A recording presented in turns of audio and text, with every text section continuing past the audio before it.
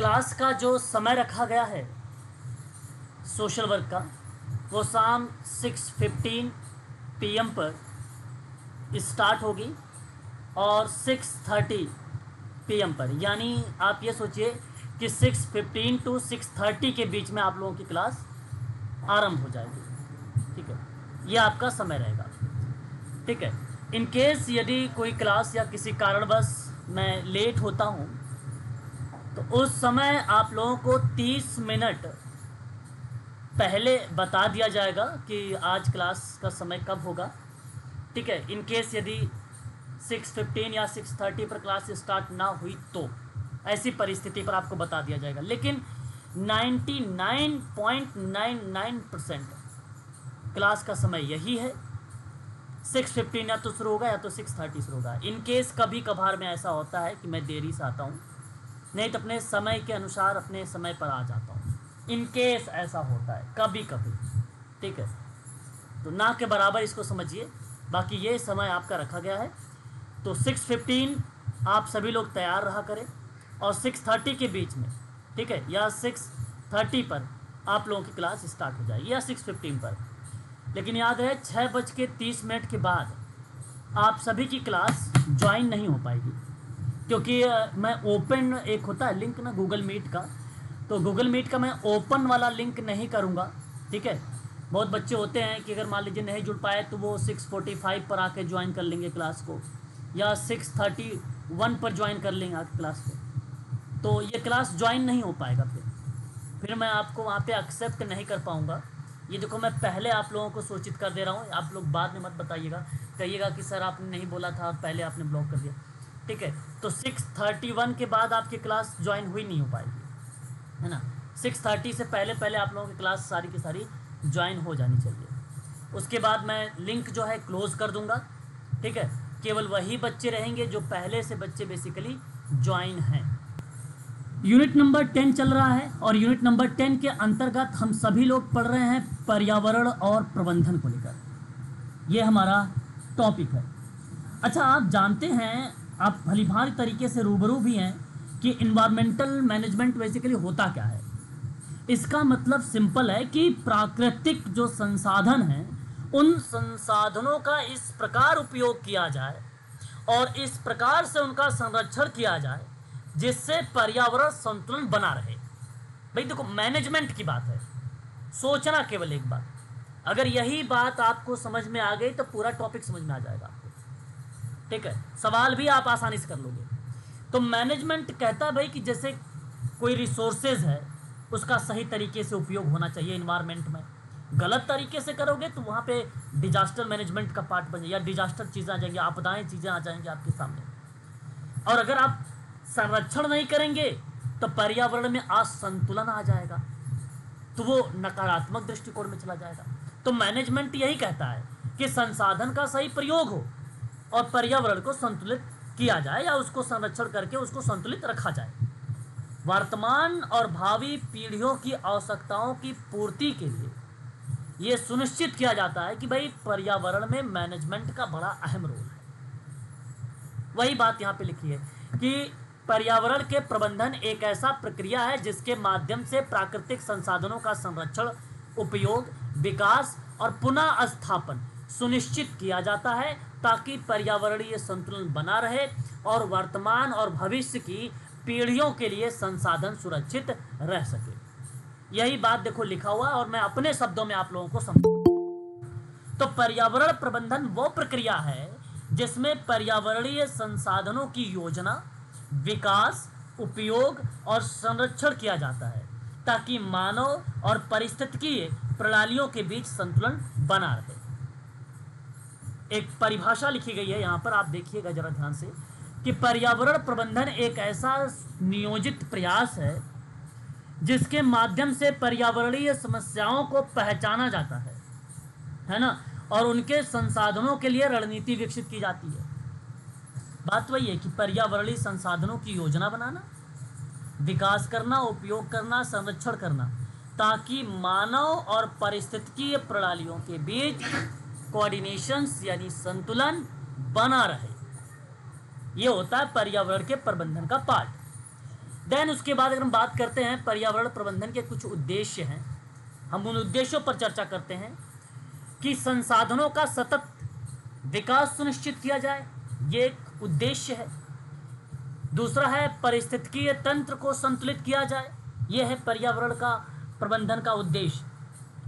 और प्रदूषण को नियंत्रित किया जाए, यानी प्रदूषण को रोकथाम की जाए, और जैव विविधता का संरक्षण किया जाए, और जल, वायु, भूमि आदि को समुचित उपयोग किया जाए, प्राकृतिक आपदाओं के प्रभाव को कम किया जाए।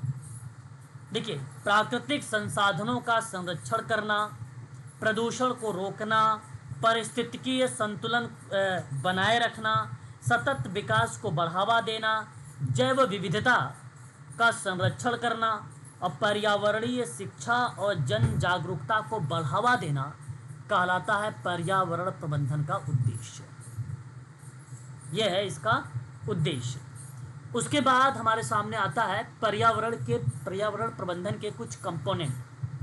देखिए, संतुलित करने में अगर आप सोच रहे होंगे भाई संतुलित करेंगे कैसे, मैनेजमेंट करेंगे कैसे, तो इसमें दो बातें याद रखिएगा केवल। पर्यावरण प्रबंधन के संतुलित करने के लिए दो बातें, एक याद रखिएगा आप लोग कानून, दूसरा आप लोग याद रखेंगे संस्था। दो नाम। कानून से परीक्षा में कई बार सवाल आ चुका है, संस्था से बहुत कम पूछा गया है। कानून में अगर प्रश्न बनता है तो आपको नाम लिख देगा और कहेगा वर्ष के क्रम में लगाइए, वो कह देगा अवरोही क्रम में लगाइए, या तो आपसे कह देगा आरोही क्रम में लगाइए। असेंडिंग डिसेंडिंग ऑर्डर का प्रयोग कर सकता है, परंतु कानून पता होना चाहिए आपको। कानून कौन कौन से हैं उसे आप चाहो तो नोट कर सकते हो कॉपी पर, और मैं आपको नीचे यहाँ पर बता भी दे रहा हूँ कि कानून कौन कौन से हैं। एक तो बड़ा इंपॉर्टेंट है, परीक्षा में कई बार आ चुका है, पर्यावरण संरक्षण अधिनियम। पर्यावरण संरक्षण अधिनियम, दैट मीन्स एक्ट सन 1986। हाँ तो बोलो 630 से ज़्यादा हो गया भाई उम्र, वो क्या नाम बोल देना उसके लिंक मिल जाएगा, ठीक है। तो ये आपको ध्यान रखिएगा, ठीक है। 1986। उसके बाद एक आता है जल प्रदूषण निवारण और नियंत्रण एक अधिनियम आता है। अगर इसकी बात होती है तो आप लगाइएगा 1974। एक आता है वायु प्रदूषण निवारण नियंत्रण अधिनियम, यदि ये परीक्षा में आता है तो आप नाम लगाइएगा 1981। ये परीक्षा में आए हुए हैं जो मैं आपको दिखा रहा हूँ इस समय। एक आता है जैव विविधता अधिनियम, बहुत इंपॉर्टेंट है, कभी भी आ सकता है, कोई निश्चित नहीं है इसके लिए। जैव विविधता अधिनियम 2002 का है, जैव विविधता अधिनियम। और एक आता है वन संरक्षण अधिनियम, वन संरक्षण अधिनियम सन 1980 का। ये 5 हैं, 5 के 5 परीक्षा के दृष्टिकोण से बहुत इंपॉर्टेंट है। दिसंबर 2025 में अगर आपको ये सवाल आए तो गलती मत करिएगा कि पर्यावरण संरक्षण अधिनियम 1986 है, जल प्रदूषण निवारण और नियंत्रण अधिनियम 1974 है, वायु प्रदूषण निवारण और नियंत्रण अधिनियम है सन 1981, जैव विविधता एक अधिनियम है सन 2002 में, और वन संरक्षण एक अधिनियम है सन 1980। ये याद रखने वाली बात है, कुछ चीज़ें हैं उसको याद ही करना पड़ेगा, है ना, उसको तो हमें याद ही करना पड़ेगा। और यदि याद है तो बहुत अच्छी बात है, नहीं तो इसको याद कर लीजिएगा। दूसरी तरफ मैं आपको बता रहा था कि संस्थाएं भी आती हैं, बहुत कम नाम मात्र है, अभी तक परीक्षा में नहीं आया है मैं, बट आप लोगों को बताना चाहूँगा कि ये संस्था कौन कौन सी हैं। एक संस्था इसमें आती है केंद्रीय प्रदूषण नियंत्रण बोर्ड, है ना, एक तो ये आपका आता है नियंत्रण बोर्ड, एक है संस्था। एक इसमें है राज्य, ये तो केंद्र हो गया तो जाहिर सी बात है राज्य भी होगा, तो एक राज्य प्रदूषण नियंत्रण बोर्ड होता है, और एक होता है पर्यावरण मंत्रालय, ठीक है, पर्यावरण मंत्रालय, और एक होता है राष्ट्रीय हरित, ठीक है, राष्ट्रीय हरित अधिकरण, इसको राष्ट्रीय हरित अधिकरण कहा जाता है। और ये 4 प्रकार की संस्थाएं हैं, पहला ये है, दूसरा राज्य वाला है, तीसरा आपका पर्यावरण है, चौथा आपका राष्ट्रीय हरित अधिकरण है। बस ये बात ध्यान रखिएगा। इसमें ये बड़ा इंपॉर्टेंट पार्ट था जो मैंने अभी आपको बताया है, एक एडिशनल चीज़ बताया आपको। आगे कहता है पर्यावरण प्रबंधन के कुछ कंपोनेंट होते हैं, मतलब पर्यावरण प्रबंधन के कुछ घटक। अब यहाँ आप देख सकते हो कि कंपोनेंट हैं कौन कौन से, है ना, कंपोनेंट्स ऑफ एनवायरनमेंट मैनेजमेंट है। मैं आपको बता दूं कि पर्यावरण प्रबंधन को प्रभावी बनाने के लिए इनमें कई प्रकार के घटक पाए जाते हैं, कई प्रकार के बेसिकली कंपोनेंट पाए जाते हैं, और जो मिलकर एक समग्र रणनीति बनाते हैं, एक रणनीति बनाते हैं। उन घटकों में जैसे एक आता है प्राकृतिक संसाधन, एक होता है प्राकृतिक संसाधन का प्रबंधन कहा जाता है इसको, ये कंपोनेंट है, ठीक है, याद रखिएगा। देखो, वन, जल, खनिज और जैव विविधता का संरक्षण करता है ये प्राकृतिक संसाधन का प्रबंधन, है ना। संसाधनों का टिकाऊ और न्याय संगत उपयोग किया जाए, उसमें इसका प्रयोग होता है, और पारस्परिक ज्ञान का समावेश होता है इसमें, ठीक है, प्राकृतिक संसाधनों का प्रबंधन में। तो जल, जंगल, खनिज, मृदा आदि का संरक्षण और पुनः उपयोग करना बेसिकली एक टाइप का कंपोनेंट देखा जाता है या इसे माना जाता है। दूसरा एक आता है प्रदूषण नियंत्रण, पॉपुलेशन कंट्रोल कहा जाता है इसको। देखो, इसमें वायु, जल, ध्वनि, भूमि प्रदूषण को कम करने का उपयोग किया जाता है, या आप उसे कह लीजिए नियंत्रित किया जाता है, अपशिष्ट प्रबंधन किया जाता है, वेस्ट मैनेजमेंट किए जाते हैं, है ना, औद्योगिक उत्सर्जन पर नियंत्रण होता है, स्वच्छ ऊर्जा को बढ़ावा देता है ये कंपोनेंट। और एक आता है यहाँ पे कानूनी तंत्र, या आप इसे पर्यावरणीय कानून या पर्यावरणीय नियोजन भी कह सकते हो, है ना। प्राकृतिक संसाधनों के समुचित उपयोग करने के लिए योजना वगैरह बनाता है ये।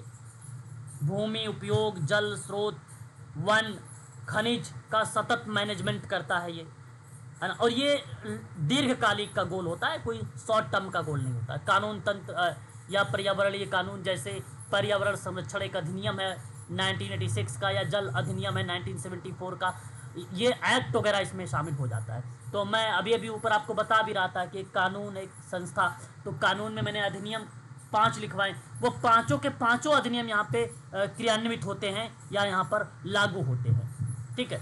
उसके बाद एक आता है प्रभावी मूल्यांकन, है ना।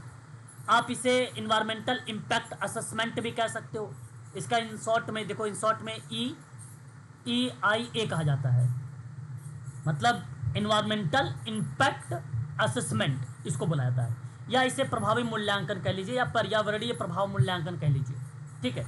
इसका मतलब यह है कि किसी भी विकास परियोजना के पर्यावरण पर संभावित प्रभाव का पहले से आकलन किया जाता है, नकारात्मक प्रभावों को कम करने के लिए सुझाव दिया जाता है इसमें, ठीक है भाई। नीति और परियोजना की मंजूरी से पहले पर्यावरण की समीक्षा की जाती है इसमें। मतलब ये बात क्लियर हो गया कि किसी परियोजना के पर्यावरणीय प्रभावों का मूल्यांकन करना ही प्रभावी मूल्यांकन कहलाता है ना। तो ये कंपोनेंट हो गया। तो अभी तक आपने देखा प्राकृतिक संसाधन मैनेजमेंट ये एक प्रकार का कंपोनेंट है, प्रदूषण नियंत्रण एक प्रकार का कंपोनेंट है, कानूनी तंत्र भी कंपोनेंट है, प्रभावी या मूल्यांकन भी एक प्रकार का कंपोनेंट है।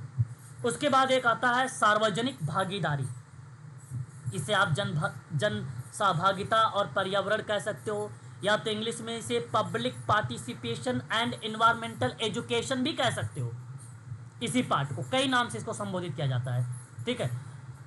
तो मुझे लगता है कि सबसे बेहतर नाम यह है कि जन सहभागिता और पर्यावरण शिक्षा। अगर आप नोट कर रहे हो तो बहुत अच्छा नाम नोट कर रहे हो ये, है ना। सार्वजनिक भागीदारी से अच्छा पॉइंट वो है। तो इसका मतलब यह है कि स्थानीय समुदायों को ना पर्यावरणीय निर्णयों में शामिल किया जाता है, पर्यावरण के प्रति जन जागरूकता फैलाया जाता है, विद्यालय हो गए, कॉलेज हो गए और समाज में पर्यावरणीय शिक्षा का प्रसार करना होता है। तो समुदाय और नागरिकों की भागीदारी जैसे कि पर्यावरणीय आंदोलनों में भी कहीं ना कहीं देखने को मिलता है। तो ये भी एक प्रकार का कंपोनेंट होता है। उसके बाद एक आता है प्रशिक्षण जागरूकता, है ना। क्या होता है? प्रशिक्षण जागरूकता। प्रशिक्षण जागरूकता क्या होता है? पर्यावरण शिक्षा और जन जागरूकता कार्यक्रम। इसका मतलब ये होता है, देखिए ये सिंपल बात है, जाहिर सी बात है कि इसमें पर्यावरण के संदर्भ में सबको एजुकेशन दिया जाएगा, जैसे मैंने ऊपर वाली पॉइंट में थोड़ा सा रिलेट कराया था, लेकिन यहाँ पे पूरा ब्रीफ में दिया हुआ, प्रैक्टिकली करके दिखाना या उनको ट्रेन करना या उनको जन जागरूकता के लिए विभिन्न प्रकार के कार्यक्रम का संचालन करना, वो चीज़ें इसमें लागू हो जाती है। ठीक है, अब आपको मैं अलग से नोट करवा रहा हूँ इसकी हेडिंगें, ताकि आप उन चीज़ों को अच्छे से समझ पाओ। यदि परीक्षा में आप लोगों से सवाल बनाया गया कि बताएं पर्यावरण के प्रबंधन के अंतर्गत कंपोनेंट कौन कौन से होते हैं, घटक कौन कौन से होते हैं, तो वो घटक आप लोग यहाँ पे नोट कर लीजिए, है ना। कंपोनेंट्स आप लोग नोट कर सकते हो। पहले नंबर पे आप चाहो तो पर्यावरण नियोजन लिख सकते हो या प्राकृतिक संसाधन प्रबंधन भी लिख सकते हो, दोनों बात सिमिलर है। दूसरे नंबर पे आप नोट करिएगा और लिख लीजिएगा प्रदूषण नियंत्रण। तीसरे नंबर पर आप सभी लोग नोट कर लीजिएगा पर्यावरण प्रभाव मूल्यांकन, इन्वायरमेंटल इम्पैक्ट असेसमेंट। चौथे नंबर पर आप लोग नोट कर लीजिएगा पर्यावरण निगरानी, पर्यावरण निगरानी, है ना, निगरानी। ठीक है, और पांचवें नंबर पे आप सभी लोग नोट कर लीजिएगा पर्यावरण नीति और कानून, पर्यावरण नीति व कानून। छठे नंबर पर नोट करिएगा आप लोग जन सहभागिता, जन सहभागिता। और सातवें नंबर पर नोट कर लीजिएगा आप सभी लोग सतत विकास। सतत विकास का मतलब क्या मैं बता देता हूँ, शायद इसके बारे में नहीं लिखा हुआ था उसमें पे, सस्टेनेबल डेवलपमेंट। देखिए पर्यावरण पीढ़ी की ज़रूरतों को पूरा करता है, ये भविष्य की पीढ़ियों के लिए संसाधनों को सुरक्षित करता है, ये आर्थिक विकास के साथ साथ पर्यावरण का संरक्षण करता है ये। ठीक है, ये चीज़ आप ध्यान में रखिएगा। और उसके बाद एक लिख लीजिएगा प्रशिक्षण और जागरूकता, जन जागरूकता, प्रशिक्षण और जन जागरूकता, जन जागरूकता। बस ये 8 पॉइंट आप नोट करिएगा। इन केस आजकल तो यूजीसी नेट में कूट दिए जाते हैं, तो कूट वाले में अगर इस तरीके के पॉइंट लिखे रहेंगे तो आप टिक मार दीजिएगा कि ये पार्ट है, ये भी पार्ट है, ये भी पार्ट है, ये भी पार्ट है, तो आप उस आधार पे कूट का चयन कर लीजिएगा। तो मैंने आपको यहाँ पे निष्कर्ष के रूप में, एक परिणाम के रूप में आपको यहाँ पर बता दिया है। अब बात करेंगे पर्यावरण प्रबंधन के प्रकार। पर्यावरण प्रबंधन के प्रकार बेसिकली कई टाइप के हैं। परीक्षा में बेसिकली अभी तक तो नहीं आया है, लेकिन इसके अंतर्गत जो पॉइंट्स हैं उससे सवाल पूछे गए हैं, है ना। तो पर्यावरण प्रबंधन के कई प्रकार होते हैं। क्लासिफिकेशन जानते हो, उद्देश्य के आधार पे किया है, क्षेत्र के आधार पे किया है, तरीकों के आधार पे किया है। क्लासिफिकेशन कई टाइप का होता है ना, कई टाइप्स होता है और उनके आधार पर बेसिकली किया गया है। अब समझने वाली बात है यहाँ पे, परीक्षा के लिए बहुत इंपॉर्टेंट पार्ट है ये, और मैं आप सभी लोगों से इस पर एक एक करके बात करूँगा। देखो पर्यावरण प्रबंधन में पहले मुझसे निष्कर्ष सुन लीजिए। इसमें सबसे पहले नंबर पे अगर कोई टाइप पूछा गया है अभी तक में, तो ध्यान देने वाली बात है निवारक पर्यावरण प्रबंधन एक होता है, प्रिवेंशन जिसको कहा जाता है ना। प्रकार पर हम बात कर रहे हैं, प्रकार पर हम, और इस प्रकार में अगर नाम आता है तो एक आता है निवारक पर्यावरण प्रबंधन। अच्छा, ये जानते हो क्या होता है? ये बेसिकली समस्याओं से उत्पन्न होने से पहले उन्हें रोकना, ठीक है, जैसे प्रदूषण रोकने का उपाय करना, हरित तकनीकी का उपयोग करना, उसमें इसका यूज होता है। एक टाइप से ये होता है कि निवारक किया जाए। दूसरा टाइप होता है उपचारात्मक पर्यावरण, है ना, उपचारात्मक, ये पा पे आ की मात्रा नहीं होगा, उपचारात्मक पर्यावरण प्रबंधन होता है दूसरा।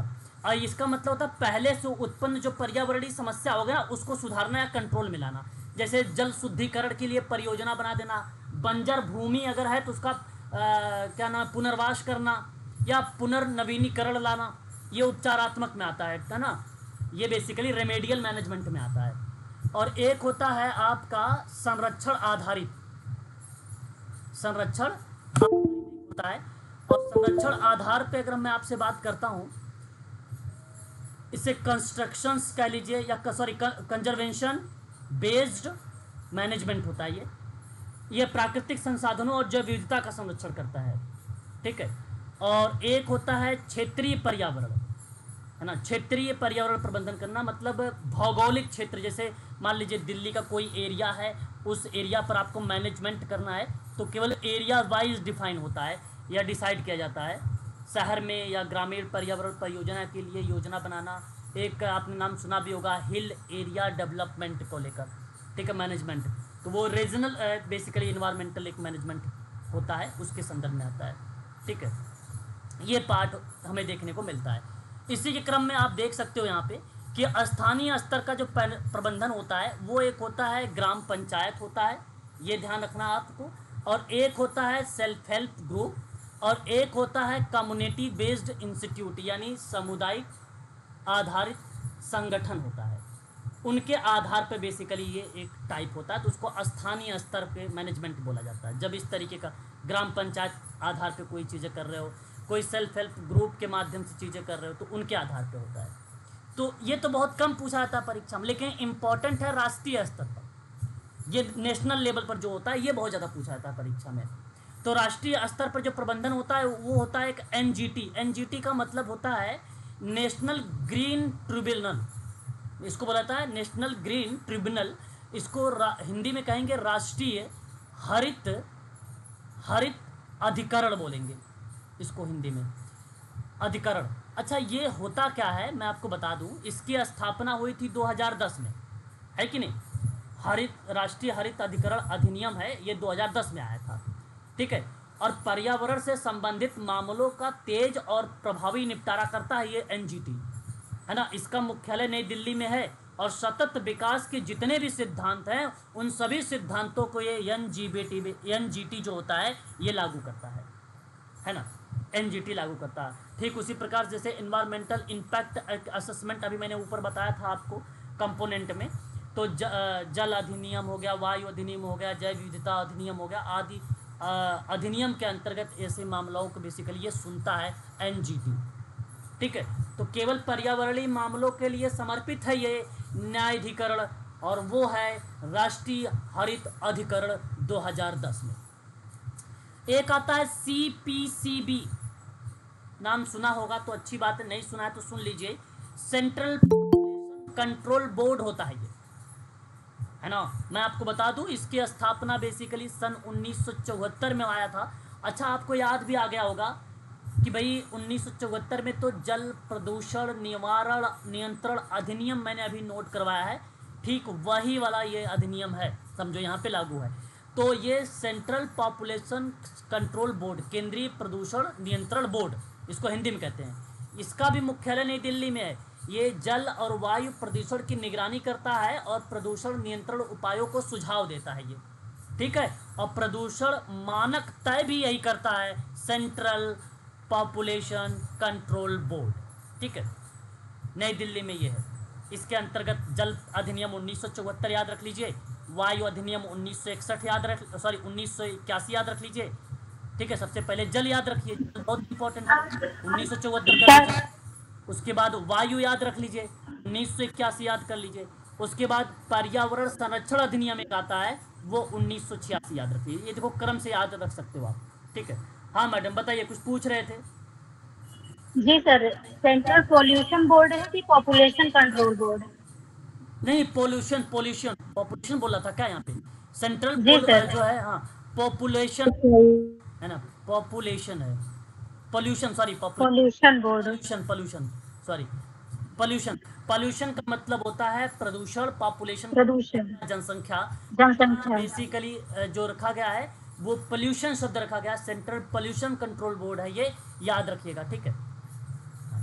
अब आगे देखिए, MOEFCC, ये बड़ा लंबा चौड़ा नाम है, लेकिन सीधा सीधा आप इसे कह सकते हो कि पर्यावरण मंत्रालय के थ्रू ये अधिनियम आता है। इसका मैं साइड में नोट करूंगा ताकि आप लोग वो चीज़ें ध्यान से याद भी कर सकें। तो मैंने नोट किया था MOEFCC, ये नाम है। और इसका फुल फॉर्म अगर मैं बात करता हूँ तो मिनिस्ट्री ऑफ, ठीक है, मिनिस्ट्री ऑफ इन्वायरमेंट, ठीक है, फॉरेस्ट, ठीक है, एंड क्लाइमेट चेंज। ये नाम आपको 26 जून 2025 को जो पेपर हुआ है, ऑप्शन में ये नाम देखने को मिला है। तो ये नाम याद रख लीजिएगा आप सभी लोग, MOEFCC। यह भारत सरकार का एक केंद्रीय मंत्रालय है भाई, और नई दिल्ली में है। पर्यावरण संरक्षण के लिए नीति का निर्माण करता है और क्रियान्वित करता है। वन्य जीवों का संरक्षण करता है। जलवायु परिवर्तन से निपटने के लिए यह रणनीति बनाता है। इसके थ्रू कई ऐसे योजनाएं भी चलाई गई हैं। एक तो national action plan on climate change चलाया गया है ना। एक प्रोजेक्ट टाइगर योजना है, वो भी चलाया गया था। एक प्रोजेक्ट एलिफेंट योजना है, वो भी इसी के थ्रू चलाया गया था। ठीक है, तो याद रखने वाली बात है, ये मंत्रालय है। और जो मैंने NGT बताया था, NGT वो न्यायिक संस्था है जो पर्यावरणीय मामलों की सुनवाई करता है। और एक मैंने CPCB बताया था, जो इसे माना तकनीकी संस्था, जो इसे तकनीकी संस्था माना जाता है। ठीक है, तो 3 चीज़ें बताया है मैंने नेशनल लेवल पर। एक है तकनीकी संस्था, और एक है न्यायिक संस्था, एक है न्यायिक संस्था, और ये जो आपके सामने लिखा हुआ MOEFCC, इसे हम मंत्रालय के नाम से जानते हैं। ठीक है, तो ये बात आपको ध्यान में रखना होगा। उसके बाद बढ़ते हैं, वैश्विक प्रयास कुछ किए गए। वैश्विक प्रयास में भी कुछ नाम हमें देखने को मिले हैं। जैसे में अगर मैं बात करता हूँ तो UNEP, देखो यहाँ पे DP नहीं, D पे डेवलपमेंट होता है। ये UNDP अलग है क्योंकि वो 1965 में SDG के अंतर्गत आता है, सस्टेनेबल डेवलपमेंट के अंतर्गत आता है। परंतु यहाँ जो UNEP है, ये यूनाइटेड नेशंस इन्वायरमेंटल प्रोग्राम है, और ये राष्ट्रीय स्तर, ये वैश्विक स्तर का बेसिकली प्रयास है। ठीक है, आपने नाम सुना होगा, मैंने हाल ही में पढ़ाया है आपको, स्टॉकहोम सम्मेलन, याद होगा, उसमें नोट करवाया है आपको, स्टॉकहोम सम्मेलन 1972 में, है ना। तो स्टॉकहोम सम्मेलन के बाद बेसिकली ये UNEP प्रोग्राम लाया गया, और मुख्यालय नैरोबी केन्या में है। ये वैश्विक पर्यावरण मुद्दों की निगरानी करता है। ठीक है, सतत विकास के लिए मार्गदर्शन देता है, और पर्यावरण शोध और रिपोर्ट इत्यादि ये जारी करता है इसके थ्रू। उसके बाद एक आता है IPCC, इसका मतलब है इंटर गवर्नमेंटल। आई का मतलब होता है IPCC, आई का मतलब होता है inter governmental panel on climate change, इसको कहा जाता है। इसकी स्थापना 1988 में हुई थी, और ये जानते हो किसके द्वारा किया गया था? इसकी स्थापना एक UNEP प्लस में WMO के द्वारा किया गया था। ये आपको ध्यान रखना, WMO क्या है अभी मैं आपको बताता हूँ। ठीक है, केवल इतनी बात यहाँ ध्यान रखिएगा कि IPCC का स्थापना किसने किया, तो ये 2 लोगों का नाम आप ध्यान रखिएगा। ठीक है, एक नाम UNEP, दूसरा WMO का नाम। ठीक है, याद रखिएगा, कब? 1988 में। ठीक है, 1988 में। अच्छा, रोल इसका वही है भाई। अगर मैं आपसे बात करता हूँ, प्रत्येक रिपोर्ट में जलवायु परिवर्तन के लेकर वैज्ञानिक प्रमाण देना, या प्रभाव या अनुकूलन समन उपयोगों की जानकारी देता है ये, है ना। संसाधनों का आकलन करना, नीति निर्माताओं को तथ्यात्मक रिपोर्ट का सुझाव देना, ये सारा इसका रोल उस वहाँ पे देखने को मिलता है। एक आता है इसके अंतर्गत, अगर हम बात करते हैं पेरिस एग्रीमेंट। ठीक है, पेरिस एग्रीमेंट, ये कब हुआ इसकी स्थापना? इसकी स्थापना 2015 में हुई थी। मैं आपको बता दूं, पेरिस फ्रांस में, और very very most important part Paris agreement में, जो परीक्षा में आ चुका है, इस बार तो नहीं आया था, 2024 में आया था। मैं नोट करवाऊंगा आप लोगों को कि परीक्षा में क्या पूछा गया था। देखिए, पेरिस एग्रीमेंट, पेरिस एग्रीमेंट को क्या कहेंगे हिंदी में? समझौता। क्या बोलते हैं? पेरिस समझौता। ये दिसंबर 2015 में फ्रांस में बेसिकली आया, है ना? फ्रांस में बेसिकली ये आया। और ये किसके तहत? तो याद रखिएगा, COP21, COP21। कोप का मतलब सीधा है कॉन्फ्रेंस ऑफ पार्टीज 21 के तहत, और ये लागू हुआ था 4 नवंबर 2016। वैश्विक तापमान वृद्धि को औद्योगिक पूर्व स्तर से सीमित करने पर अपना रोल अदा करता है, यानी जलवायु अनुकूलित करता है, ग्रीन हाउस गैसेज उत्सर्जन को कम करता है, तकनीकी सहयोग में अपना योगदान देता है। विशेषकर विकासशील देशों के लिए ये काफ़ी ज़्यादा महत्वपूर्ण होता है। भारत सही इसमें पेरिस समझौता में कुल 195 कंट्री शामिल हुई, या 195 प्लस का भी नाम ले सकते हो। यहाँ ध्यान रखिए कि जो ये मैंने अभी आपको बताया है कि UNEP, जैसे ये आपका NGT था, नाइक, अभी मैंने आपको यहाँ पे नोट भी करवाया था कि नाइक संस्था है, और तकनीकी संस्था CPCB है, MOEFCC एक मंत्रालय है। ठीक उसी प्रकार से UNEP जो है ये संयुक्त राष्ट्र की एक एजेंसी है, और IPCC जो है ये वैज्ञानिक पैनल है, और जो पेरिस एग्रीमेंट है ये अंतर्राष्ट्रीय एक समझौता है, ये अंतर्राष्ट्रीय एक प्रकार का समझौता है। मैंने एक नाम और बताया था कि मैं अभी आपको बताऊंगा WMO के बारे में। WMO है क्या? ये वर्ल्ड मेट्रोलॉजिकल ऑर्गेनाइजेशन है। WMO सन 1950 में इसकी स्थापना की गई थी WMO को। हालांकि आप UNEP का नाम तो जानते हैं, सन 1972 ही आता है। और यहाँ पे आपको मैं एक चीज़ और बता दूँ, जिसका नाम शुरुआत में W हो, शुरुआत में एक ट्रिक बता रहा हूँ, जिसका नाम शुरुआत में W हो और लास्ट में O हो, जैसे WHO, WTO, WMO, इनका मुख्यालय जिनेवा में ही होगा। ठीक है, ये ट्रिक है, भविष्य के लिए याद रखना। इन केस यदि आपसे पूछा जाए कभी और आपको वो संस्था का नाम ना आए कि भाई इसका मुख्यालय कहाँ है, तो ये ट्रिक आपका बड़ा काम आएगा। तब वहाँ पर आप जिनेवा अगर ऑप्शन में है तो उसको लगाने का प्रयास अवश्य करिएगा। WHO, WTO और WMO का मुख्यालय तीनों का जिनेवा में है, याद रखिएगा। आगे बढ़ते हैं। तो इस तरीके से ये स्थानीय स्तर पे परीक्षा में नहीं पूछे गए हैं अभी तक। राष्ट्रीय स्तर पर इम्पोर्टेंट बनेगा आपका ये मंत्रालय, ये IMP के रूप में नोट करिएगा। और वैश्विक स्तर पर ये तीनों इम्पोर्टेंट है। ज़्यादातर इम्पोर्टेंस दीजिएगा आप सभी लोग पेरिस एग्रीमेंट को, और उसमें भी कोप का नाम बहुत इंपॉर्टेंट रहेगा। ठीक है, तो ये आप याद कर लीजिएगा, काफ़ी इंपॉर्टेंट है, मैंने आपको बता दिया है इसके बारे में। ठीक है, और ये परीक्षा में सवाल बना सकता है। चलिए आगे, समाज कार्य में पर्यावरण प्रबंधन की क्या भूमिका होती है सोशल वर्कर की, आपकी, यानी तो ये बात आप भलीभांति तरीके से जानते हैं कि हमारा रोल तो जन जागरूकता देना है। बिल्कुल सही है अगर आप ऐसा सोच रहे हैं तो। और उसके बाद समुदाय को संसाधन संरक्षण के लिए संगठित करना होता है। उसके बाद नीतियों कानूनों को क्रियान्वित करने में सहयोग देना होता है। आपदा के समय राहत करना और उनको पुनर्वासित कार्य से जोड़ने का कार्य करता है।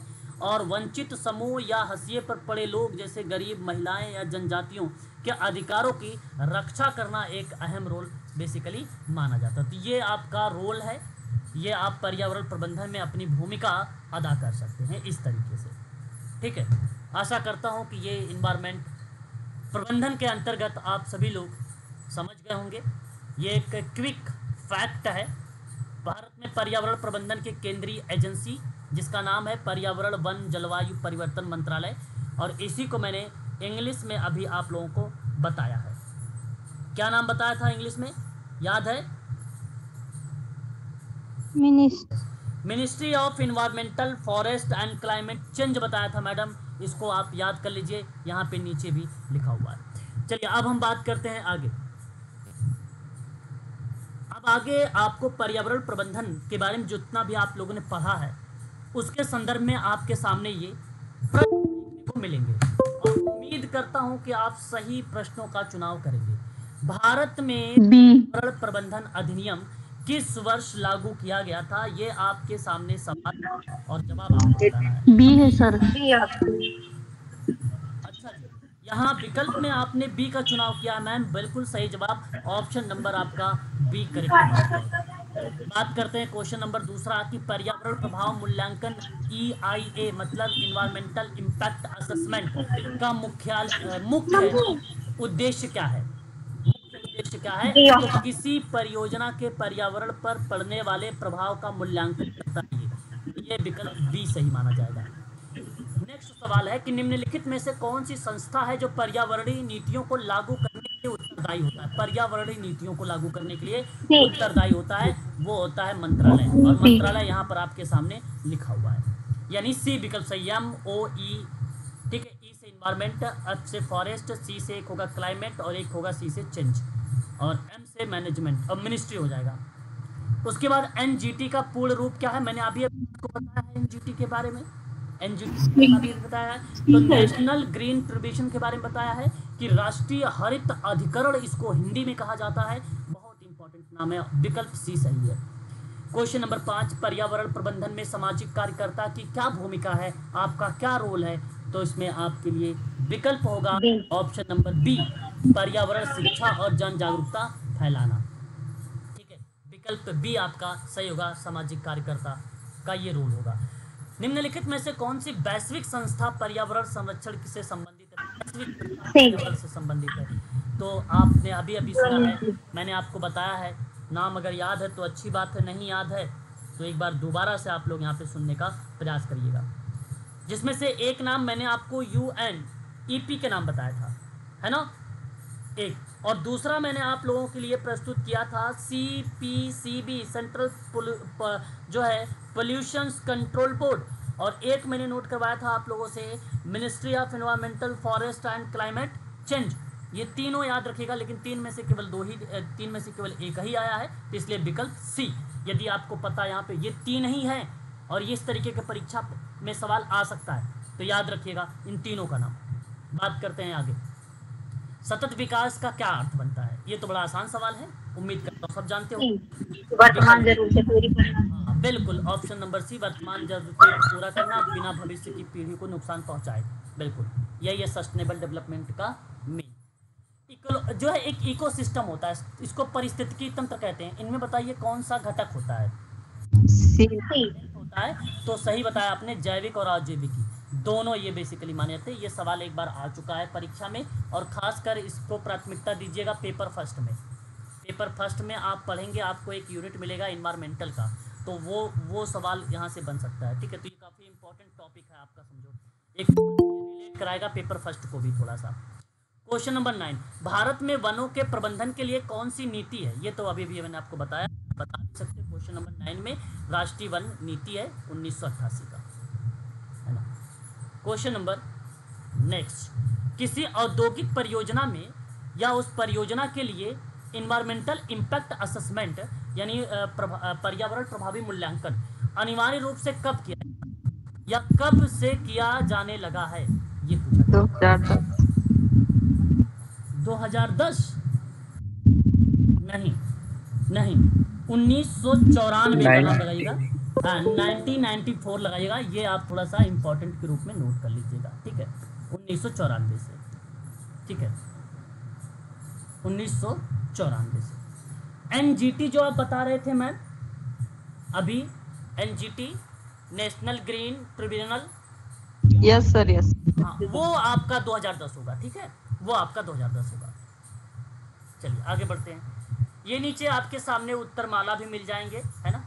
आगे बात करते हैं क्वेश्चन नेक्स्ट पार्ट पे। यूनिट नंबर 10 के अंतर्गत आप देखिए, ये लास्ट पार्ट आ गया है, संरक्षण संवर्धन में समाज कार्य हस्तक्षेप, है ना। ये लास्ट पार्ट आपके सामने प्रस्तुत हो चुका है, आप देख भी सकते हो यहाँ पर, संरक्षण और संवर्धन में समाज कार्य हस्तक्षेप, यही पार्ट आपके सामने है, संरक्षण और संवर्धन में समाज कार्य हस्तक्षेप। इसके अंतर्गत आप देखिएगा तो पर्यावरण संरक्षण का अर्थ होता है जिसे प्राकृतिक संसाधन जैसे जल, वायु, जंगल, मिट्टी की रक्षा करना। संवर्धन का अर्थ होता है कि पर्यावरण की गुणवत्ता में सुधार करना। देखिए, एक है संरक्षण और एक है संवर्धन।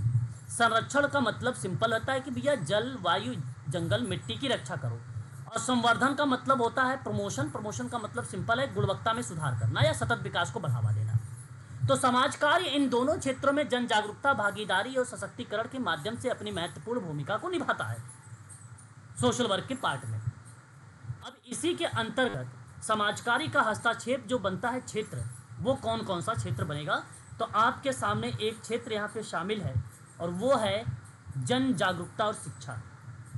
जन जागरूकता और शिक्षा का अर्थ सिंपल होता है, कहता है कि आप लोगों में जागरूकता फैलाइए, लोगों को बेसिकली व्यक्तियों के अंदर जो सोचने का तरीका उसको बदलने का प्रयास करिए, दृष्टिकोण, व्यवहार में परिवर्तन लाने का प्रयास करिए। विशेषकर जब बात होती है पर्यावरण संरक्षण को लेकर, स्वास्थ्य को लेकर, सामाजिक न्याय को लेकर, कानूनी अधिकार को लेकर, तब बात हमें सुनने को मिलती है जन जागरूकता, पब्लिक अवेयरनेस। पब्लिक अवेयरनेस का मतलब होता है कि नागरिक अधिकार से जुड़े मुद्दों के प्रति सतर्क रहना, सचेत रहना, जानकारी युक्त बनना। तो लोगों को किसी भी समस्या की समझ देना या उन्हें समाधान में सक्रिय भागीदारी के लिए प्रेरित करना या व्यवहार में सकारात्मक परिवर्तन लाना, उस पार्ट में ये रोल देखने को मिलता है जन जागरूकता। परंतु वहीं एक शब्द आता है एजुकेशन, शिक्षा। शिक्षा का मतलब है व्यक्ति का ज्ञान, कौशल, मूल्य और दृष्टिकोणों से समृद्ध करना, सजग, जिम्मेदार और आत्मनिर्भर नागरिक, ताकि वो व्यक्ति बन सके, सोचने, समझने और विश्लेषण करने की क्षमता उसकी विकसित हो सके। उस पार्ट में ये नाम देखने को मिलता है ना। तो क्लास, पाठ्यक्रम, प्रशिक्षण इत्यादि के माध्यम से बेसिकली एजुकेशन बढ़ाया जाता है, लेकिन जन जागरूकता रैली के माध्यम से बढ़ाया जाता है, पोस्टर के माध्यम से बढ़ाया जाता है, जनसभा के माध्यम से बढ़ाया जाता है, सोशल मीडिया के माध्यम से बढ़ाया जाता है। ठीक है, याद रखिएगा। दूसरा पार्ट आता है पर्यावरणीय मुद्दों पर जागरूकता अभियान चलाना। ये भी बड़ा इंपॉर्टेंट पार्ट है।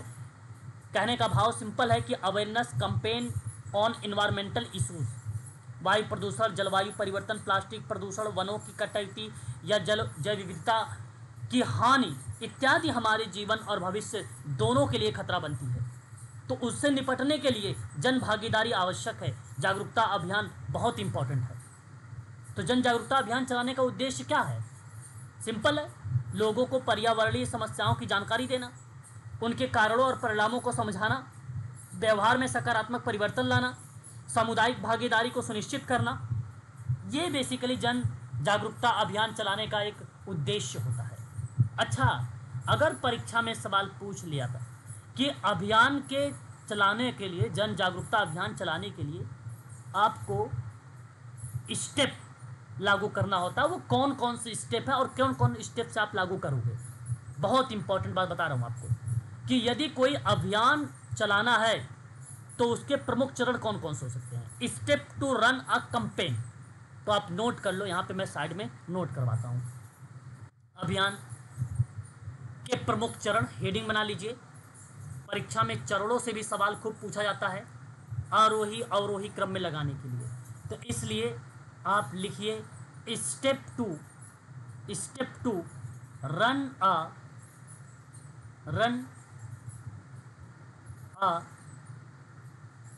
कैंपेन। अभियान, सबसे पहला समस्या की पहचान, समस्या की पहचान। नंबर 2, लक्ष्य, अभी बताऊंगा, लक्ष्य समूह तय करना, लक्ष्य समूह तय करना। नंबर 3, माध्यमों का चयन, माध्यमों का चयन।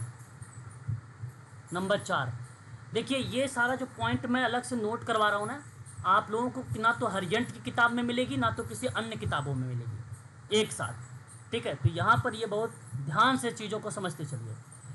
चौथे नंबर पे आता है संदेश निर्माण। पांचवें नंबर पे आता है सहयोग लेना। छठे नंबर पे आता है क्रियान्वयन।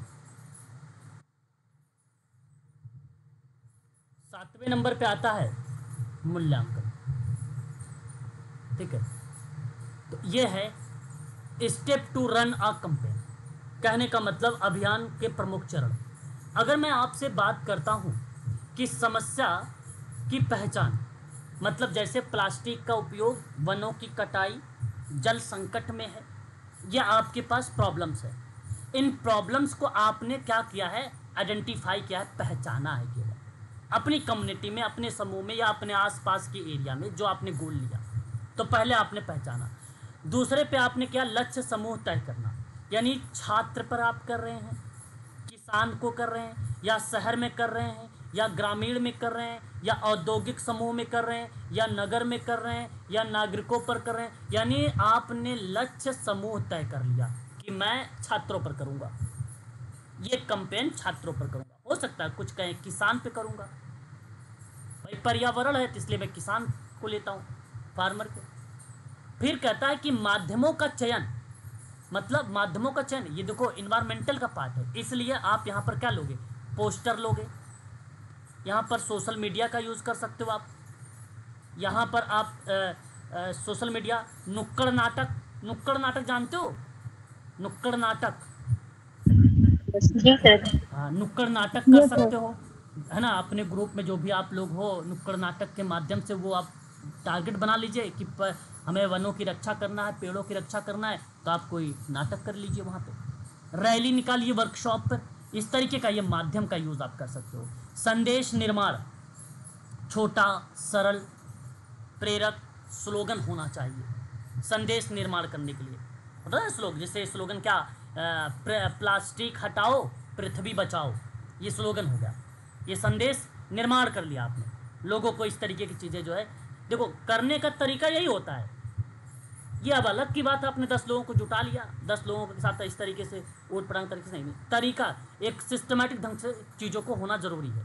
ठीक है, तो स्लोगन हो गया इस तरीके से सरल। अच्छा, स्लोगन कैसा होना चाहिए, सरल होना चाहिए, छोटा होना चाहिए और मोटिवेट करे आपको। जैसे मैंने कहा ना, प्लास्टिक हटाओ पृथ्वी बचाओ, है ना, ईजी है, सभी बोल सकते हैं, अच्छा भी लग रहा है, प्रेरित, यानी अच्छा का मतलब प्रेरणा दे रहा है आपको, सरल है, इस तरीके का स्लोगन बनाना होता है। ठीक है, और उसके बाद सहयोग लेना। सहयोग लेना, किससे सहयोग लोगे, सहयोग लेने का मतलब है आप जहाँ करे, जहाँ पे आप काम कर रहे हो, जैसे आप छात्रों पे कर रहे हो, तो छात्रों पे करोगे तो आप विद्यालय या स्कूल से आप लोगे मदद। चलो आपसे मैंने कहा आप किसानों पे कर रहे हो, ग्रामीण क्षेत्रों में कर रहे हो, किसान मतलब ग्रामीण क्षेत्र, तो आप सीधे सीधे सोचना कि पंचायत यानी जो प्रधान वगैरह होते हैं, है ना, सरपंच वगैरह जो होते हैं, उनकी मदद ले लो, एनजीओ की मदद ले लो, ग्राम सभा की मदद ले लो, सरकारी कोई संस्था भी हो सकती हो उसकी भी मदद ले सकते हो, और मदद करेंगे भी लोग कि भाई इतना बड़ा कैंपेन कर रहे हो, अभियान चला रहे हो, तो जाहिर सी बात है आपकी मदद करेंगे, तो ये आप सहयोग ले सकते हो।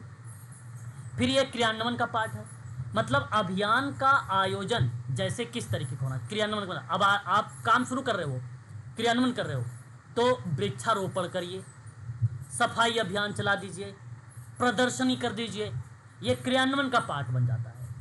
और फिर आप मूल्यांकन करिए कि लोगों की प्रतिक्रिया, भागीदारी, परिणाम का विश्लेषण कि भाई कितने लोग कॉर्पोरेट, मतलब कितने लोग बेसिकली आपका सहयोग किए हैं, ठीक है, कितना बेनिफिट हुआ है उसके माध्यम से, है ना। तो तरीका यही होता है कि नुक्कड़ नाटक हो गया, लोकगीत हो गया, पोस्टर, बैनर, लिखित दीवार लेखन होता है, बहुत लोग होते हैं दीवारों पर भी लिखा जाता है, तो दीवारों पर भी लिख सकते हैं, सामुदायिक बैठकें, संगोष्ठियाँ भी कर सकते हैं आप, ठीक है, सोशल मीडिया का भी प्रयोग कर सकते हैं आप, ठीक है। तो ये चीज़ें आप थोड़ा सा ध्यान रखेंगे और एक सरल और सिंपल स्लोगन भी बनाएंगे।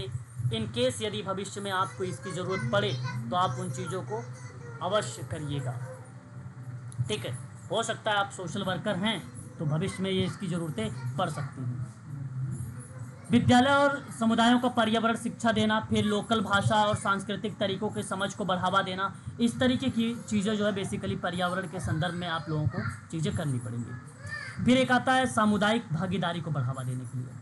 समुदाय की जब बात होती है तो यहाँ पे देखिए ग्राम स्तर पर जल संरक्षण, वृक्षारोपण, स्वच्छता कार्यक्रम, समुदाय को जोड़ना, स्वयं सहायता समूह हो गया। और एक देखिए यहाँ पर एक शब्द और हमारे सामने आ रहा है CBOS। ये जानते हैं क्या शब्द है? जैसे आप सेल्फ हेल्प ग्रुप तो समझ रहे होंगे, SSG, ये सेल्फ हेल्प ग्रुप है। Community based. लेकिन यहाँ जो है कम्युनिटी बेस्ड ऑर्गेनाइजेशन है। ये बिल्कुल सही आपने बताया मैडम।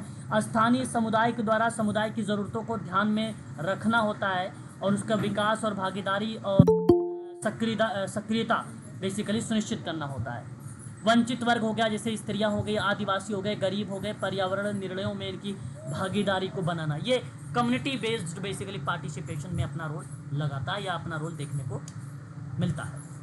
नीति और कानूनी जागरूकता, पर्यावरण संरक्षण अधिनियम है, वन अधिकार अधिनियम है, जल अधिनियम है ना। इस तरीके बहुत सारे एक्ट बनाए गए हैं, कानून के थ्रू लाए गए हैं, जिससे बेसिकली पर्यावरण को हस्तक्षेप हो सके या उसको सक्रिय कर सके या लोगों को जागरूक कर सके। पीड़ितों को विधेयक सहायता के लिए शिकायत पद्धति से जोड़ना, जैसे मैंने अभी आपको बताया NGT का मतलब है ना, नेशनल ग्रीन ट्रिब्यूनल, ठीक है। उन चीज़ों से भी जोड़ने का आप पाठ कर सकते हैं, जन जागरूकता, क्योंकि ये न्यायिक संस्था है NGT, है ना, 2010 में आया था, ठीक है। तो उस पार्ट में इसका रोल देखने को मिलता है। स्थानीय संसाधनों का सतत उपयोग करना, जैसे जैविक खेती होगी, पारंपरिक जल स्रोतों का पुनर्जीवन हो गया, अपशिष्ट प्रबंधन, ठीक है। एक आता है रिसाइक्लिंग और प्लास्टिक रहित जीवन शैली को प्रोत्साहन देना। अच्छा, यहाँ पे आप जानते हैं ये अपशिष्ट प्रबंधन क्या है? अपशिष्ट प्रबंधन क्या है मुझे एक बार बताइए। खाद वगैरह जो बनाई जाती है वे भी है ये सब। अच्छा, चलिए यहाँ मैं आपको बताता हूँ, मेरी बात को ध्यानपूर्वक आप सुनिएगा।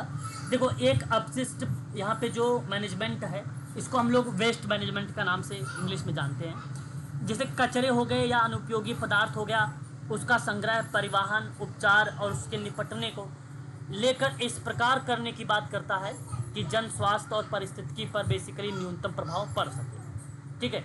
तो अपशिष्ट बेसिकली क्या होता है? जैसे कागज़ हो गया, प्लास्टिक हो गया, है ना, लकड़ी हो गया, मलबा हो गया, सीवेज हो गया, औद्योगिक गंदा पानी हो गया, फल सब्जी के छिलके हो गए, ये प्लास्टिक हो गया, कांच हो गया, धातु हो गया, मेडिकल रसायन, बैक्टीरिया, ये सब बेसिकली अपशिष्ट प्रबंधन के पार्ट के अंतर्गत बेसिकली आते हैं। इस चीज़ को आप जरूर ध्यान रखिएगा। और अगर मान लीजिए अपशिष्ट प्रबंधन करना है तो इसके भी कई चरण होते हैं, कई स्टेप होते हैं। परीक्षा में अभी तक तो आया नहीं है, फिर भी मैं यहाँ पे नोट कर देता हूँ। पहले देखो, इसके जो प्रक्रियाएँ होती हैं वो एक होता है कलेक्शन होता है, ठीक है। एक उसके बाद अगर हम बात करते हैं तो पृथक्करण यानी सेपरेशन कह सकते हो आप, ठीक है। गठन करना भी बोल सकते हो, ऑर्गेनाइजेशन, ठीक है। और उसके बाद एक होता है परिवहन, जिसको हम लोग ट्रांसपोर्टेशन कहते हैं। और एक होता है ट्रीटमेंट, जिसको हम लोग उपचार बोलते हैं, ट्रीटमेंट को, ठीक है। और एक होता है डिस्पोजल, जिसको हम लोग निपटान बोलते हैं। तो ये बेसिकली इन चरणों से होकर गुजरता है ये अपशिष्ट प्रबंधन। ये 5 चरण होते हैं, इस चरणों से इसको किया जाता है। सर अगेन एक बार रिपीट कर देंगे? हाँ बिल्कुल। पहले नंबर पे जो मैंने नोट किया है वो है कलेक्शन, जिसको अपशिष्ट का संग्रह कहा जाता है। दूसरे नंबर पे हम लोग इसे बोल सकते हैं ऑर्गेनाइजिंग करना, यानी कलेक्ट करना या उसका गठन करना।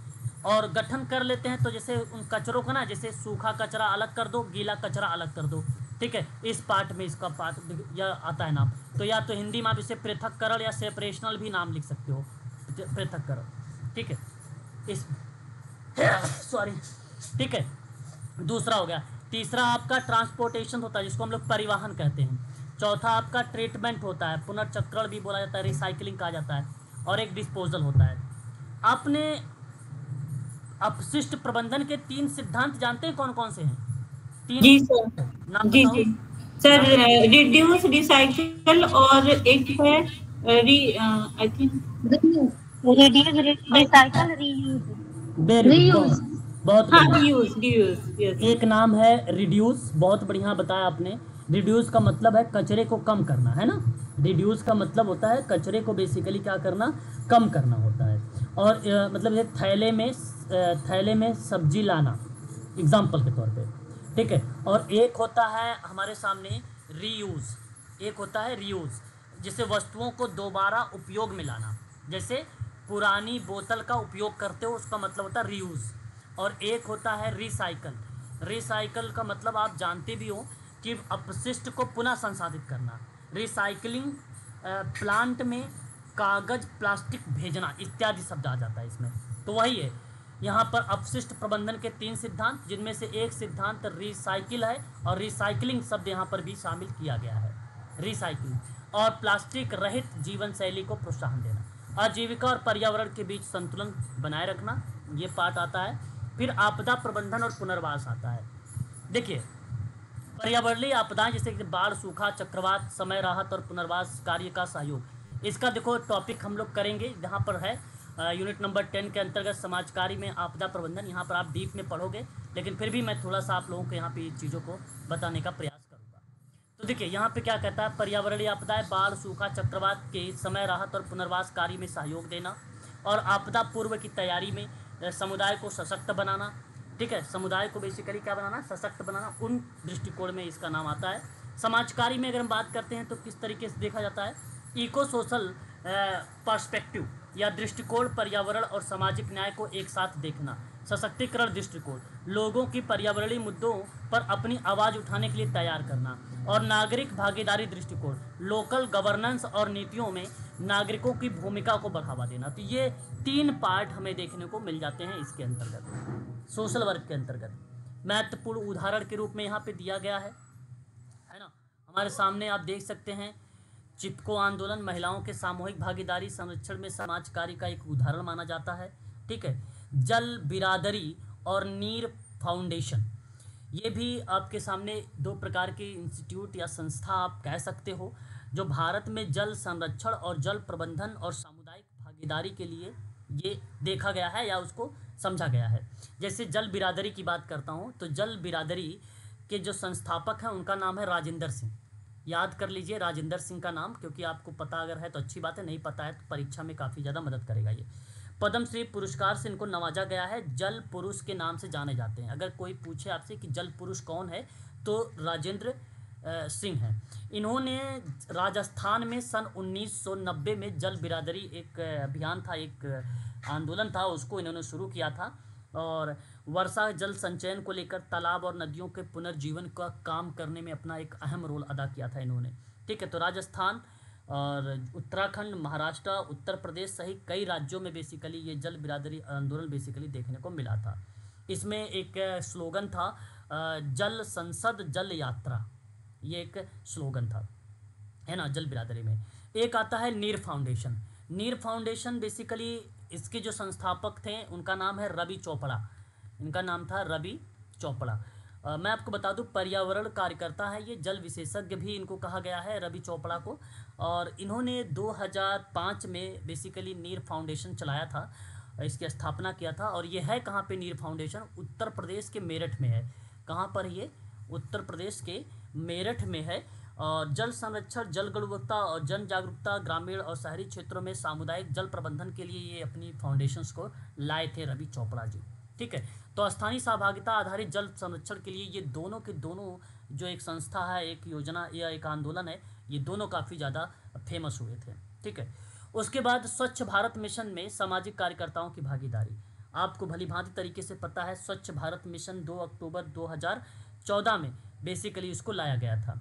और सामाजिक कार्यकर्ता की इसमें भागीदारी भी देखने को मिली है ना। भारत सरकार के द्वारा ये एक ऐतिहासिक जन अभियान योजना है, ठीक है। भारत को स्वच्छ और स्वस्थ और खुले में शौच से मुक्त कराने की बात कही गई है। महात्मा गांधी जी की जयंती पर 2 अक्टूबर 2014 में ये स्वच्छ भारत मिशन को लाया गया था नरेंद्र मोदी जी के द्वारा। दिल्ली के राजघाट से इसको स्टार्ट किया गया था, इस योजना को, ठीक है। तो ये बात आपको ध्यान में रखना होगा इसके संदर्भ में, ठीक है। आगे बढ़ते हैं। अब संरक्षण और संवर्धन के संदर्भ में कुछ हम लोग सवाल करेंगे और उनके आधार पे आप लोगों को जवाब देना होगा। सवाल हमारे सामने है, बहुत ही आसान सा सवाल है कि पर्यावरणीय संरक्षण में सामाजिक कार्यकर्ता की मुख्य भूमिका क्या होती है। तो सही जवाब क्या होना चाहिए? जन जागरूकता और सामुदायिक सहभागिता। बात करते हैं क्वेश्चन नंबर दूसरा, निम्नलिखित में से कौन सा दृष्टिकोण पर्यावरणीय समाज कार्य में प्रयुक्त होता है। ये सवाल नंबर दूसरा है। सही विकल्प होगा आपका इको सोशल दृष्टिकोण। वेरी वेरी मोस्ट इंपॉर्टेंट, मैंने अभी आपको लिखवाया था, वहाँ पे ऊपर लिखा भी है इको सोशल पर्सपेक्टिव या इको समाज, आपका दूसरा सही हो जाएगा। बात करते हैं अगले पॉइंट में कि चिपको आंदोलन का उद्देश्य क्या था। आपके सामने बहुत आसान सवाल आ गया। जंगलों जंगलों की कटाई को रोकना। जंगल कटाई को रोकना। की कटाई हो जाएगा, या ऑप्शन नंबर आपका सी हो जाएगा। बात बी हो जाएगा, ऑप्शन बी। स्थानीय समुदाय को पर्यावरणीय निर्णयों में शामिल करने को क्या कहा जाता है। स्थानीय समुदायों को पर्यावरणीय निर्णयों में शामिल करने को क्या सहभागी प्रबंधन। बिल्कुल आपने सही बताया, ऑप्शन नंबर सी आपका ऑप्शन सी हो जाएगा। बात करते हैं अगले सवाल पर कि पर्यावरणीय समाजकारी का प्रमुख उद्देश्य क्या है। ये अभी अभी आप लोगों ने पढ़ा भी है, बता भी सकते हो। क्वेश्चन नंबर 5 का सतत विकास और पर्यावरणीय न्याय। बिल्कुल। निम्न में से कौन सा संगठन है जो पर्यावरणीय संरक्षण में अपना सक्रिय है। ठीक है, ये भी आप बता सकते हो। कौन सा सवाल है? Option B. ऑप्शन सही हो जाएगा आपका। यहाँ पे 1972 में इसका नाम आएगा यूनाइटेड नेशंस इन्वायरमेंटल प्रोग्राम। उसके बाद आता है क्वेश्चन नंबर 7, सामाजिक कार्यकर्ता स्थानीय समुदायों में किस प्रकार पर्यावरणीय संवर्धन को बढ़ावा देते हैं। क्वेश्चन नंबर 6, तो सही विकल्प हो जाएगा सामूहिक वृक्षारोपण और प्रशिक्षण कार्यक्रम। बिल्कुल ऑप्शन नंबर बी सही जाएगा। क्वेश्चन नंबर नेक्स्ट, पर्यावरणीय संकट से सर्वाधिक प्रभावी कार्य होते हैं। क्वेश्चन नंबर 1 सही विकल्प स्थानीय आबादी, ऑप्शन सी। क्वेश्चन नंबर 9, सतत विकास का समाज कार्य में क्या महत्व रहता है। ठीक है, क्वेश्चन नंबर 9 में वर्तमान संसाधनों का उपयोग इस प्रकार से कि भविष्य की पीढ़ी की जरूरतों को पूरा, देखो भविष्य की पीढ़ी की जरूरतें प्रभावित ना हो। ठीक है, तो इस तरीके से संसाधनों का उपयोग करना चाहिए वर्तमान में। यही पार्ट है बेसिकली सस्टेनेबल डेवलपमेंट गोल या SDG के अंतर्गत या सतत डेवलपमेंट के अंतर्गत ये पार्ट में देखने को मिलेगा। वन अधिकार अधिनियम 2006 का उद्देश्य क्या है। सही जवाब वन अधिकारों को देना या अधिकार देना। ठीक है, तो ये था सवाल आपके साथ। जी बताओ सर, वन अधिकार अधिनियम का एक्ट कब आया था, कौन सा एक्ट है। वन अधिकार अधिनियम, हाँ एक्ट उसका कौन सा है वन अधिकार का। देखिए वन अधिकार अधिनियम एक आपका 1981। ठीक है, वन अधिकार सॉरी अगर वन अधिकार अधिनियम आएगा तो वो 2006 आएगा। ठीक है, अधिनियम आएगा वो 2006 का आएगा। याद रखिएगा, अगर इनकेस आपसे परीक्षा में पूछा जाए कि वन अधिकार एक्ट, ठीक है, तो 2006 लगाइएगा। फॉरेस्ट एक्ट है ये, और ये बेसिकली अनुसूचित जाति और अनुसूचित जनजाति परंपरागत वनवासियों के लिए ये अधिनियम बनाए गए हैं। ठीक है, तो ये अलग पार्ट है। ठीक है, और अभी अभी आप लोगों ने जैसे वन प्रदूषण नियंत्रण और रोकथाम अधिनियम पढ़ा है, तो वो पार्ट आपका अलग होगा। ठीक है, यहाँ पे वो उसका पार्ट अलग देखने को मिलेगा। वो 2006 का पार्ट नहीं होगा, वो 1980 और लागू करने का पार्ट 1981, क्योंकि वनों की कटाई को रोकने के लिए था वो। ठीक है, वन प्रदूषण नियंत्रण। ठीक है, तो ये पार्ट ध्यान रखिएगा, वो अलग पार्ट है और ये अलग पार्ट है। बात समझ, हाँ बात समझ रहे ना। हाँ, तो 1980 वाला जो है रोकने के लेकर बात करता है। 25 अक्टूबर 1980 जो मंत्रालय के थ्रू लाया गया था। मंत्रालय वही MOEFCC, पर्यावरण वन जलवायु परिवर्तन मंत्रालय। ठीक है, ministry of environmental forest climate change. ठीक है, ये याद रखना है आप लोगों को। और एक राष्ट्रीय वन नीति है, वो 1988 की है। ठीक है, वन संरक्षण अधिनियम पूछेगा तो 1980 लगाइएगा। वन अधिकार अधिनियम पूछेगा तो 2006 लगाइएगा। वन राष्ट्रीय वन नीति पूछेगा तो 1988 लगाइएगा। भारतीय वन अधिनियम पूछेगा तो 1927 लगाइएगा। मैं नोट करवा दूं, नोट कर दो। चलो जी सर, ये करिए सर। नोट कर देता हूं, आप उन चीजों को समझ लो अच्छे से फिर, ठीक है। यदि मान लीजिए परीक्षा में आपसे पूछ लेता है भारतीय वन अधिनियम, तो 1927 लगाइएगा। यदि पूछे आपसे वन संरक्षण या अधिकार अधिनियम, वन संरक्षण अधिनियम, ठीक है, वन संरक्षण अधिनियम, तो आप लगाइएगा इसे 2006, ठीक है, 2006। और यदि आपसे पूछता है जल जो है वन प्रदूषण नियंत्रण, ठीक है, निवारण एक्ट पूछेगा, तो 1980 ऑब्लिक करके लिखिएगा 1981, 1981 भी, ठीक है। तो इस नाम से याद रखिएगा।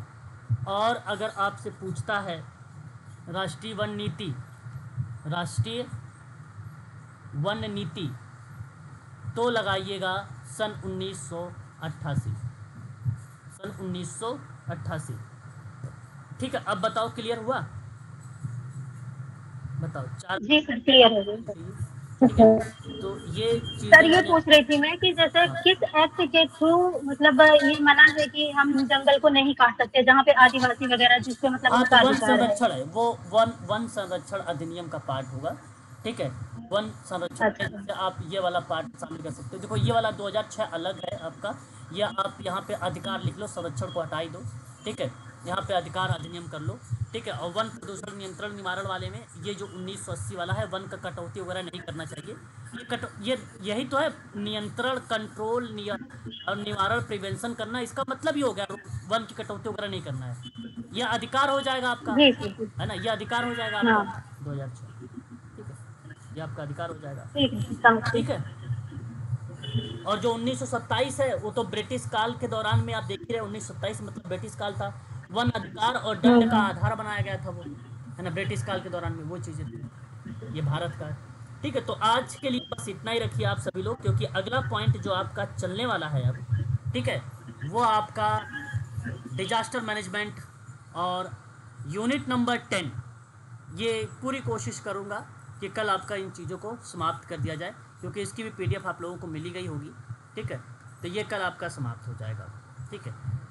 कल या तो दो क्लास में तो ज़्यादा नहीं जाएगा, 2 क्लास तक इसको मैं समाप्त कर दूंगा आप लोगों को, ठीक है। याद रखिएगा क्लास का जो समय है 6:15 PM टू 6:30 PM, इसी के बीच में आपकी क्लास स्टार्ट होगी, और 6:15 से आपको तैयार होना चाहिए।